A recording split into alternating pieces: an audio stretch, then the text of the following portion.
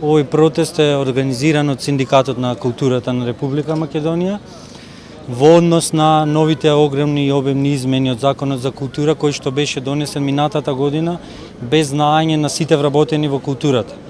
Значи овој закон веќе стапи на сила од февруари 15 2015 година.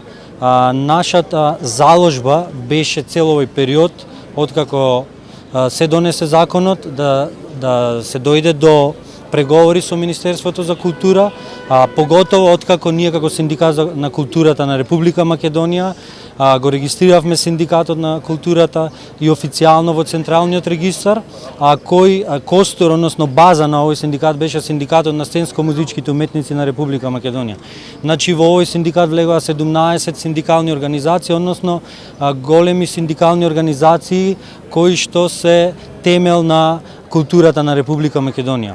Станува збор за законски измени кои што се обемни и се на штета на сите вработени на културата. Морам да напоменам дека откако го најавивме овој протест, кој што беше најавен некаде 2 недели пред денешниот ден, ние во вторникот добивме покана од Министерството за култура за преговори во однос на овој закон.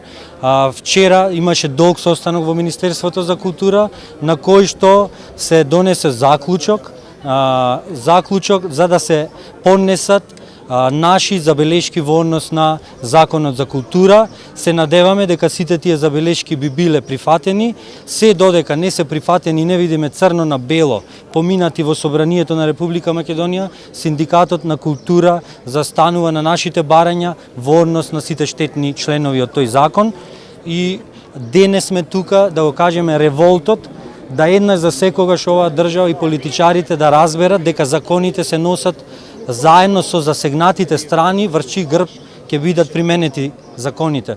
Значи, уметниците и сите културни дејци не се обични граѓани во Република Македонија, се најспецифичната фела и не може без нивно знаење и без нивните квалификации како фела да бидат носени вакви закони, бидејќи верувајте, никој во државата не ги знае нашите специфики, никој не излегува на сцените како што се музичарите, балетаните, актерите, никој не влегува во конзерваторските центри, во музеите, да види точната специфика на сите вработени во културата. Значи, ние кажавме и неколку пати, дадовме рака за тие преговори и се надеваме дека сите забелешки кои што ќе бидат испратени до Министерството ќе бидат прифатени 100%.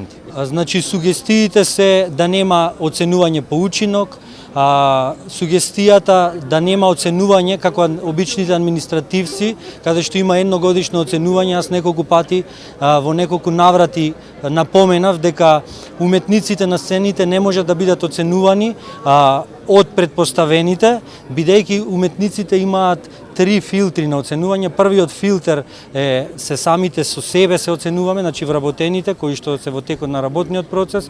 Вториот филтер се режисерите, диригентите кои што имаат дискреционо право да отстранат од проби, од концерт било кој уметник. И третиот наш најбитен оценувач е публиката.